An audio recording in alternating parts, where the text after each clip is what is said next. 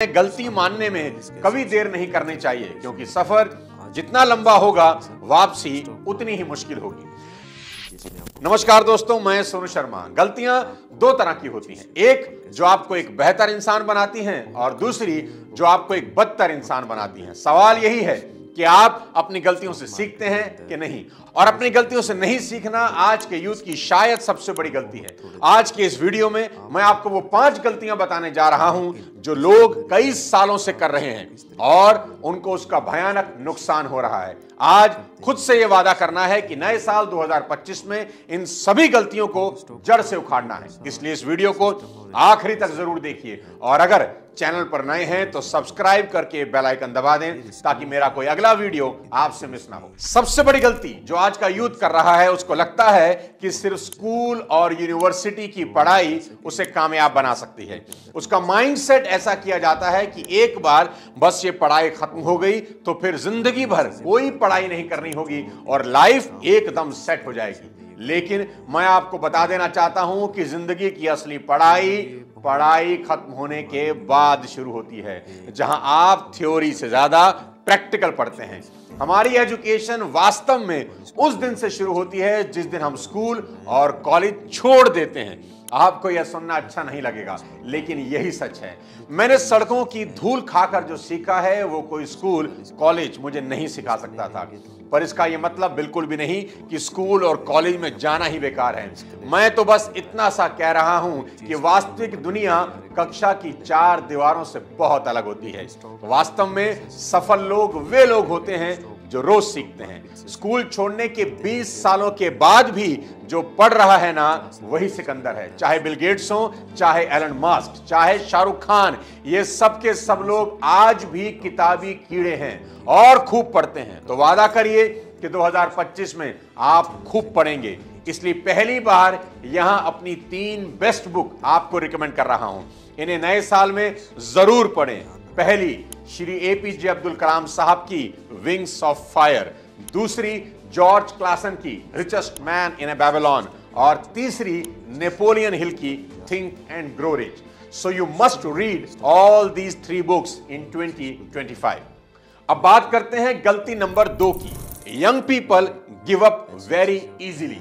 याद रखना दोस्त, जब प्रतिभा पर्याप्त मेहनत नहीं करती तो कड़ी मेहनत प्रतिभा को हरा देती है।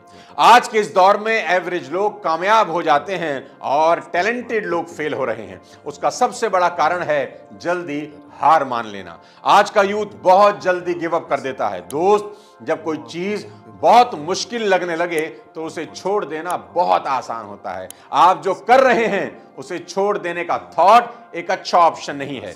कठिन समय से जूझना ही इंसान को मजबूत इंसान बनाता है।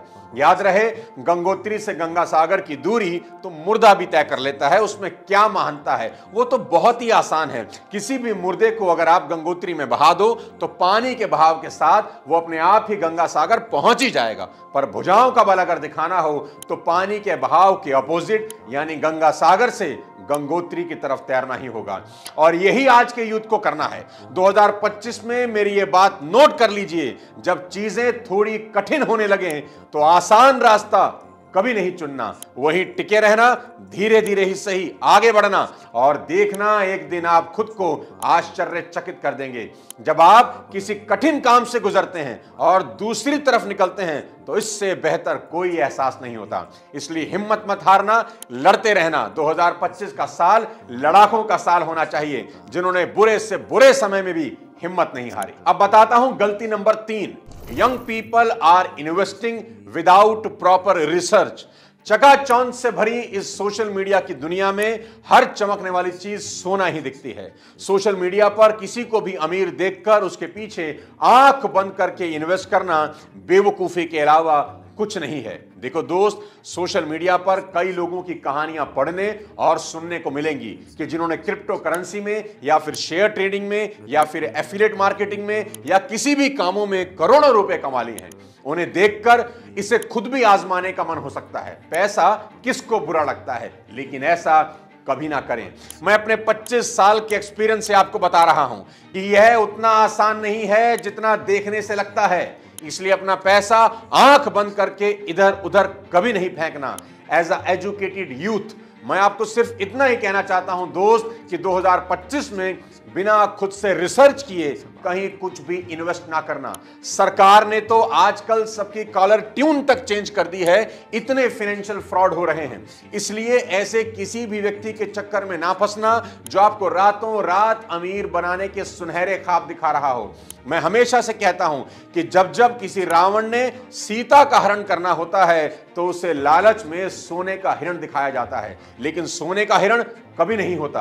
और अगर आप सच में इन्वेस्टमेंट में महारत हासिल करना चाहते हैं तो इसके लिए सबसे अच्छा तरीका उस सब्जेक्ट पर कुछ अच्छी किताबें पढ़ें, टाइम इन्वेस्ट करें और खुद से सीखकर इन्वेस्ट करें, देखा देखी कभी नहीं। Fourth mistake, trying to change everything at once, सब कुछ तुरंत बदल देने की गलती।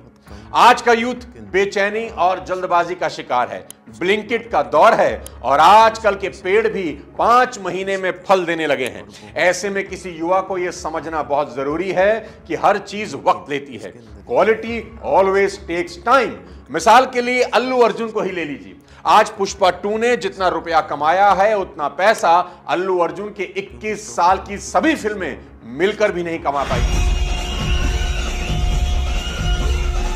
और ये सब कुछ एक रात में नहीं हुआ।